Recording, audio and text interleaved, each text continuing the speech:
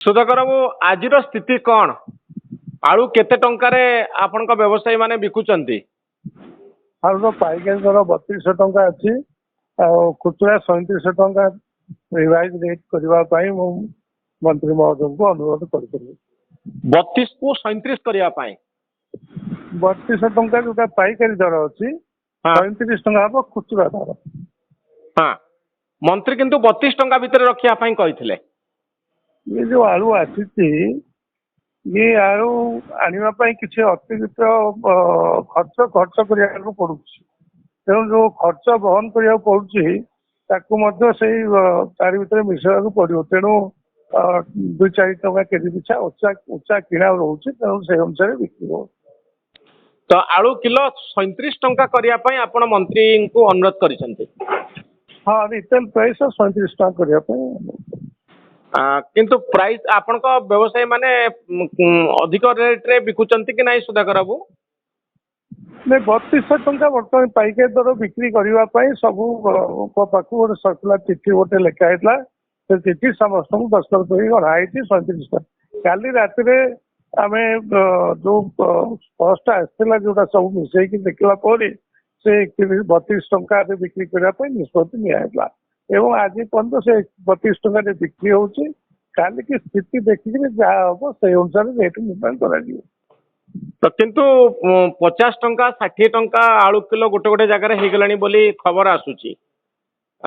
सेटा देखो जोटा सेटा तो आगुरी भी अच्छी काली भी थिला परदिन भी थिला अन्य जगह 50 55 60 कहते रिटेल प्राइसटा अच्छी सेटा नियंत्रण करने दायित्व सरकार दायित्व से देखिए कौटी कौन हो कहीं उच्च रेट हो रिटेल रे तो आम कि आम पाखे सेमती किसी सुविधा ना आम पाखे इंफ्रास्ट्रक्चर ना आम पाखे सेमती कौन ना आम रिटेलर मान कंट्रोल कर जो माने बिकुचंती से माने व्यवसायी तो तेणु से माने हाँ से माने व्यवसायी समस्त कंट्रोल करवा आम पाखे संभवपर नुहे आम जो मैंने पाइकारी नौ से आम कंट्रोल कर पार्छु तेणु से जहाँ जमी फोन करके संगठन को अनुरोध करके संभव करूँ किंतु जो मैंने छोट छोट बेपारी नियंत्रण करने आम पक्ष संभव नुहे। तो आपनकर बड़ बेपारी माने किछि नियम बहिर्भूत काम करूना तो से समस्ते 32 टंका बिकुचंती? बर्तमान सुधा सेमती किसी खबर मो पाख आसनी आम तो 3200 टंका बिक्री करने निष्पत्ति कहीं आलू बदले तो 32 टकर कहीं अधिका बिकुना शुणा मुझे जो मैंने आलू किणिक आणुंट से किसी व्यवसायी को पचारूँ कौन रेट रे किणुंट कौन कर समस्ते से 32 टकर बिक्री हो खबर अच्छी। तो आपनकर जो चलीथिला विवाद ओडिशा भितर को आसी पारु नथिला आलू ए संपर्क रे व्यवसायी कांटेक्ट करूचंती कि किछि इंस्ट्रक्शन आसीची कि सरकार पक्षर वेस्ट बेंगल शुणु सेमती नॉर्मल किछि है नहीं आमर प्रथम लक्ष्य रहिला जे गत काली पर्यंत जेमती गोटे लोक मन में विश्वास थिला जे आलू मार्केट रे उपलब्ध नहीं से विश्वास को दूरेवाई आलू जेने तेने प्रकार आम आलू आने कथा चेष्टा करूँ व्यक्तिगत स्तर में आम विभिन्न जगार कथबार्ता करी जो रास्ता आलू आसूला जो से रास्ता न आसी 100-150 किलोमीटर बुलिकी गोटे रास्ता अनेक रास्ता अच्छी से रास्तार आने को पड़ू जो थे कि गाड़ी पिछा 20,000 ରୁ 25,000 टंका अधिका खर्च आसी से अधिका खर्च देकर आम आनिक मार्केट में केमती आलूटा उपलब्ध हम कारण आज दिन में जब आप देखिए आलूटा हूँ सबुठ सस्ता परिवा भितर सबुठ सस्ता और समस्त पक्षे ग्रहणीय अच्छी तेणु आम आलूटा नथिले तो आम ओडिशा जो खाइबार जो अभ्यास अच्छी लोक जोड़ा आलू प्रति दुर्बलता देखने प्रकार पहुँचेगा आम लक्ष्य थिला तेणु आम तो 20-25,000 टका गाड़ी पिछा अधिका खर्च हेल्ले आम केमती आनिक पहुँचेगा से आम चेष्टा करूँ से चेष्टा सब वेस्ट बेंगल गोटे गेट रे छाड़ू ना आ गोटे गेट रे कौन अलाउ करछंती वेस्ट बेंगल गेट नहीं आज्ञा से गेट नहीं से ड्राइवर मान को विभिन्न प्रकार जना अच्छी बाट कोपटे आसवे कौन करेंगे सेपटे गेट नहीं ତେଣୁ ସେମାନେ ଯେହେତୁ ବୁଲେଇକିରି ଆସୁଛନ୍ତି 100-150 ଆମେ କହିପାରିବା କିଲୋମିଟର। ଲୁଚିକିରି ଆସୁଛନ୍ତି ବୋଲି। ନାଇଁ ନାଇଁ ନାଇଁ ସେମିତି ନୁହେଁ। ସେମାନେ ବୁଲିକିରି ଆସିବା ପାଇଁ ଗତ ଥର ମଧ୍ୟ 3-4 ବର୍ଷ ତଳେ ସେଇ ପରିସ୍ଥିତି ହେଇଥିଲା।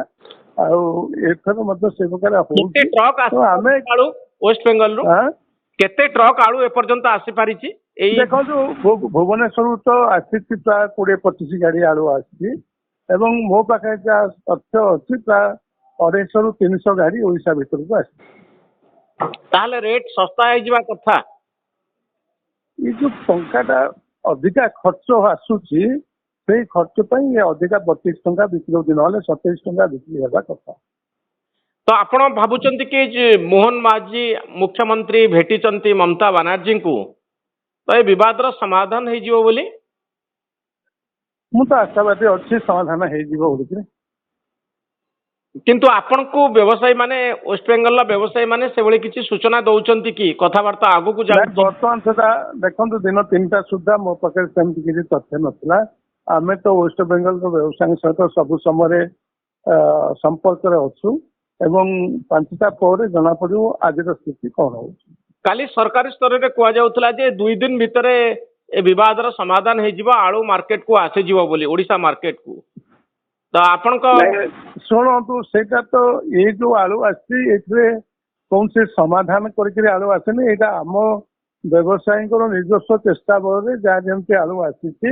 ଆଉ ଯଦି ସେଇଟା ବି ଆମେ ଆଶା କରୁଛୁ, କାରଣ 25,000 ଟଙ୍କା ଏକ୍ସଟ୍ରା ଖର୍ଚ୍ଚ କରିକି ଆଳୁ ଆଣିଲେ ଯଦି ନର୍ମାଲ ଯୋଉ ପ୍ରକାର ରେଗୁଲାର ପ୍ରାକ୍ଟିସ୍ ଯେମିତି ଚାଲିଥିଲା ସେଇ ପ୍ରକାର ଆସିବ ଯଦି, ତାହେଲେ ଯିଏ 25,000 ଟଙ୍କା ଅଧିକ ଦେଇକି ଆସିବ ତାର ଲସ୍ ହବ। ତେଣୁ ସେଥିପାଇଁ ଆମେ ସନ୍ଧ୍ୟା 5ଟା ପର୍ଯ୍ୟନ୍ତ ଅପେକ୍ଷା କରୁଛୁ କ'ଣ ସରକାର ପଦକ୍ଷେପ ନେଉଛନ୍ତି ୱେଷ୍ଟବେଙ୍ଗଲ ଓଡ଼ିଶା ସରକାର, ତାପରେ ଦେଖିଲା ପରେ କାଲି ପାଇଁ ଚିନ୍ତା କରାଯିବ। ଆପଣ କ'ଣ ଆଶା କରୁଛନ୍ତି ୱେଷ୍ଟବେଙ୍ଗଲ ଆଉ ଓଡ଼ିଶା ସରକାର କ'ଣ କରିବେ ବୋଲି ଭାବୁଛନ୍ତି?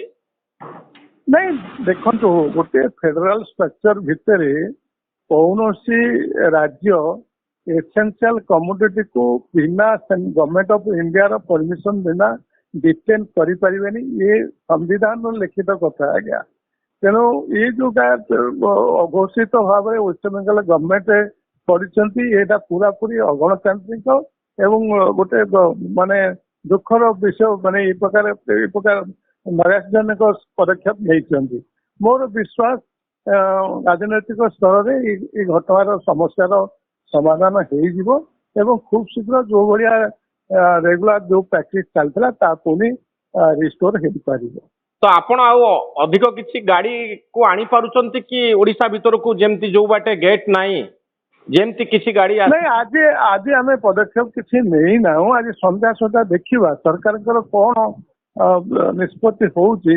ଯଦି ସମସ୍ୟାର ସମାଧାନ ହେଇଯିବ, ରେଗୁଲାର ପ୍ରାକ୍ଟିସ୍ ଯେମିତି ଆସୁଥିଲା ସେମିତି ଯଦି ଗାଡ଼ି ଆସିପାରିବ, ତାହେଲେ ଆମେ କାହିଁକି ଅଧିକ ଖର୍ଚ୍ଚ କରି ଆଣିବା, ଅଧିକ ଖର୍ଚ୍ଚାନ୍ତ ହେବା, ଅଧିକା ରେଟ୍ରେ ବିକ୍ରି କରିପାରିବା। ତେଣୁ ସନ୍ଧ୍ୟା ସୁଦ୍ଧା ଅପେକ୍ଷା କରିଛେ, ସନ୍ଧ୍ୟା ପରେ ଜଣାପଡ଼ିବ କ'ଣ ହଉଛି। ବହୁତ ଧନ୍ୟବାଦ ସୁଧାକର ବାବୁ, ଆପଣଙ୍କର ମତାମତ ପାଇଁ ବହୁତ ଧନ୍ୟବାଦ।